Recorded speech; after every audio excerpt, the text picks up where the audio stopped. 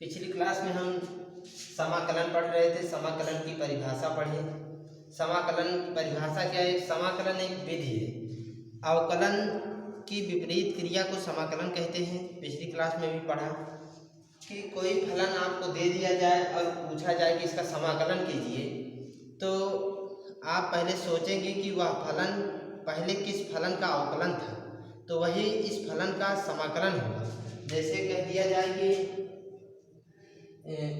आप समाकलन करिए एफ डैश एक्स का, integration F dash x d x, तो सबसे पहले आप सोचेंगे एफ डैश एक्स किस फलन का अवकलन था। तो पहले ही आप पढ़े डी डी एक्स आप एफ एक्स बराबर होता है एफ डैश एक्स, मतलब किसी फलन एक्स का अवकलन एक्स के सापेक्ष क्या होता है? एफ डैश एक्स होता है।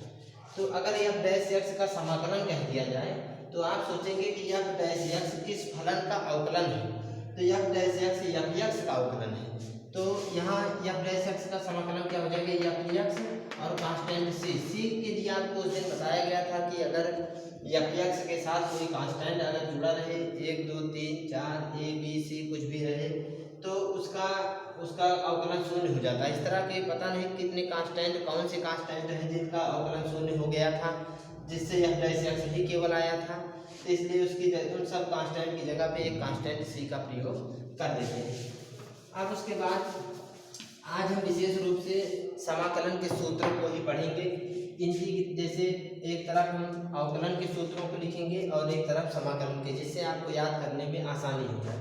डी डी एक्स आप एक्स की पावर n प्लस 1 अपान n प्लस 1, इसका अवकलन होता है एक्स की power n। D d x आप एक्स की पावर n प्लस 1 अपान n प्लस 1, इसका अवकलन हो जाता है एक्स की पावर n। तो इसलिए इंटीग्रेशन एक्स की पावर n डी एक्स अगर आपसे पूछा जाए कि एक्स की पावर n का एक्स के सापेक्ष समाकलन क्या होगा, तो समाकलन इसका हो जाएगा, ये एक्स की पावर n किसका अवकलन था, तो वही हो जाएगा उसका समाकलन एक्स की पावर n प्लस 1 अपान n प्लस 1 प्लस सी, इतना हो जाएगा। इंटीग्रेशन डी डी एक्स आप ई की पावर एक्स, ई की पावर एक्स का अवकलन ई की पावर एक्स होता है। तो इंटीग्रेशन ई की पावर एक्स डी एक्स क्या हो जाएगा? ये भी वही ई की पावर एक्स और प्लस कांस्टेंट सी। अनिश्चित समाकलन में कांस्टेंट का प्रयोग करते हैं सी। अब उसके बाद डी डी एक्स आप ए की पावर एक्स बराबर होता है ए की पावर एक्स log ए बेस ई, log ए बेस ई। तो इंटीग्रेशन ए की पावर एक्स डी एक्स अगर पूछा जाए तो ए की पावर एक्स किसका अवकलन था, इसको पक्षांतर कर देंगे, ए की पावर एक्स अपान log ए बेस ई, log ए बेस ई प्लस सी। ए की पावर एक्स का अवकलन होता है ए की पावर एक्स log ए बेस ई, इसलिए इस ए की पावर एक्स का समाकलन पूछा जा रहा है, तो इसको पक्षांतर कर लेंगे। ए की पावर एक्स का समाकलन हो जाएगा, इसको पक्षांतर करने के बाद ए की पावर एक्स अपान में आ जाएगा log ए बेस ई प्लस सी।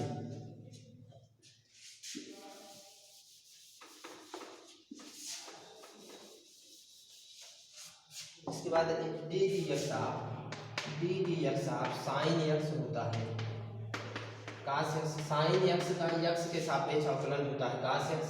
तो इंटीग्रेशन अगर पूछा जाए कि कास एक्स डी एक्स क्या होगा, तो कास एक्स किसका अवकलन था? साइन एक्स का, तो साइन एक्स प्लस सी हो जाएगा। डी डी एक्स कास एक्स क्या होता है? माइनस साइन एक्स होता है, माइनस साइन एक्स। तो integration sine x d x हो जाएगा, integration sine x d x. तो इस माइनस को इस तरफ कर लीजिए, तो minus cos x plus c हो जाएगा। D d x ten x का अवकलन होता है सेक स्क्वायर एक्स, इसलिए सेक स्क्वायर एक्स का समाकलन हो जाएगा, सेक स्क्वायर एक्स का समाकलन tan x plus c. D d x cot x होता है माइनस कासेक स्क्वायर एक्स, तो इंटीग्रेशन कासेक स्क्वायर एक्स बराबर हो जाएगा, integration cosec square x d x बराबर minus cot x plus c, minus cot x, minus इस तरफ कर लेंगे, minus cot x plus c हो जाएगा। तो इस तरह से आप देख रहे हैं कि अवकलन के सूत्रों समाकलन के सूत्रों में क्या संबंध है। जिस फलन का अवकलन जो फलन होता है वही उसका समाकलन। जैसे cos x का अवकलन, cos x किसका अवकलन है, sin x का, तो cos x का समाकलन sin x हो जाएगा। इसी तरह से और सूत्रों को आप देख रहे हैं कि समाकलन और अवकलन में केवल विपरीत क्रिया होती है। अवकलन की विपरीत क्रिया को ही समाकलन कहते हैं।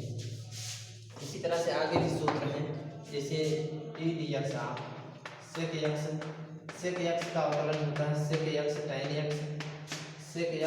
x, तो integration sec x tan x हो जाएगा। Integration sec x tan x dx बराबर सेक एक्स प्लस सी हो जाएगा। सेक एक्स प्लस सी, सेक एक्स tan x किसका अवकलन था, सेक एक्स का, तो सेक एक्स tan x का समाकलन सेक एक्स हो जाएगा। डी डी एक्स आप कासेक एक्स बराबर minus cosec x cot x, इसलिए integration cosec x cot x dx equal minus cosec x plus c, minus cosec x plus c हो जाएगा। D d x आप sine inverse x का अवकलन आप पढ़ते हैं 1/√1 माइनस एक्स स्क्वायर। तो अगर इस तरह से फलन कोई दे दिया जाए, इसका अवकलन समाकलन पूछ लिया जाए तो साइन इनवर्स एक्स होगा। Integration 1/√1 minus x square dx बराबर हो जाएगा साइन इनवर्स एक्स प्लस सी, sign inverse x plus c. D d x आप tan इनवर्स एक्स बराबर होता है 1/1 प्लस एक्स स्क्वायर। तो इंटीग्रेशन अगर पूछ लिया जाए 1/1 प्लस एक्स स्क्वायर बराबर dx बराबर क्या होगा, तो हो जाएगा tan इनवर्स एक्स प्लस सी।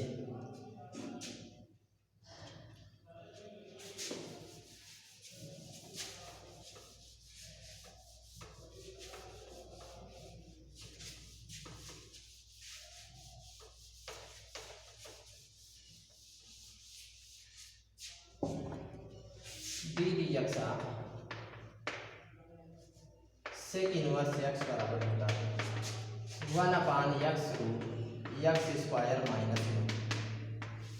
तो integration 1/x square minus 1 dx बराबर सेक इनवर्स एक्स प्लस सी। तो डी डी एक्स आप सेक इनवर्स एक्स बराबर 1/, सेक इनवर्स एक्स का अवकलन क्या होता है 1/x स्क्वायर माइनस 1 होता है। इसलिए 1/x स्क्वायर माइनस 1 का समाकलन sec inverse x plus c हो जाएगा। डी डी एक्स आप कासेक इनवर्स एक्स बराबर -1/x स्क्वायर माइनस 1 होता है dx। तो अगर पूछ लिया जाए integration -1/x square minus 1 dx क्या होगा, तो हो जाएगा कासेक inverse x plus c. D d x काट इनवर्स एक्स बराबर -1/1 प्लस एक्स स्क्वायर होता है। इसलिए integration -1/1 plus x square dx बराबर काट इनवर्स एक्स प्लस सी हो जाएगा।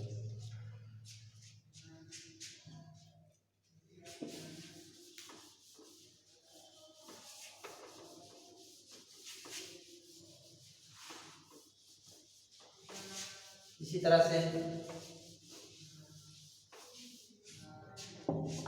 Integration 1 dx equal x plus c होता है। Integration 1 dx equal x plus c होता है। क्यों होता है इंटीग्रेशन, क्योंकि डी डी एक्स आप एक्स इक्वल 1 होता है। डी डी एक्स आप एक्स इक्वल किसी फलन का उसी फलन के सापेक्ष अवकलन 1 होता है। किसी फलन यक्स का यक्स के सापेक्ष अवकलन अगर पूछा जाए तो 1 होता है। इसलिए 1 का यक्स के सापेक्ष अवकलन क्या हो जाएगा, यक्स हो जाएगा। समाकलन एक का यक्स के सापेक्ष समाकलन यक्स हो जाएगा। अगर यक्स की जगह यही x plus 1 x plus 2 x plus 3 इस तरह से दे दिया जाए तब भी उसका अवकलन एक ही आएगा। इसलिए इसका एक का समाकलन वही जो 1 2 3 कई कांस्टेंट कुछ भी हो सकता है, उसी की जगह पे सी का प्रयोग किया जाता है। वैसे भी अगर ना पता हो इसको तो इंटीग्रेशन 1 dx को हम पहले लिख लेंगे इंटीग्रेशन x की पावर 0 dx। x की किसी भी संख्या की घात अगर शून्य है तो उसका मान 1 होता है। x की घात 0 dx, तो इसको क्या लिखेंगे अब x पावर n वाला सूत्र याद ही है आपको। x power n dx equal होता है x पावर n प्लस 1 अपान n प्लस 1 प्लस c। तो इंटीग्रेशन x पावर 0 है तो इसको लिख देंगे x पावर 0 प्लस 1 अपान 0 plus 1 plus c। x power 0 है तो x पावर 0 प्लस 1 n है ना, तो n की जगह 0 है तो 0 प्लस 1 अपान 0 प्लस 1 प्लस c और हो जाएगा x अपान 1 प्लस सी इक्वल एक्स प्लस सी। तो इंटीग्रेशन 1 dx को यहाँ से इस तरह से चलेंगे तो x प्लस सी ही आएगा। वही integration 1 dx equal x plus c. सूत्रों को आप ध्यानपूर्वक याद कर लीजिएगा ठीक से। अवकलन और समाकलन के सूत्रों में संबंध दोनों सूत्रों को एक साथ लिख करके याद करेंगे, आसानी से याद हो जाएगा। अगला जो है इस सूत्रों पर सवाल जो है अगले वीडियो में आपको बताया जाएगा।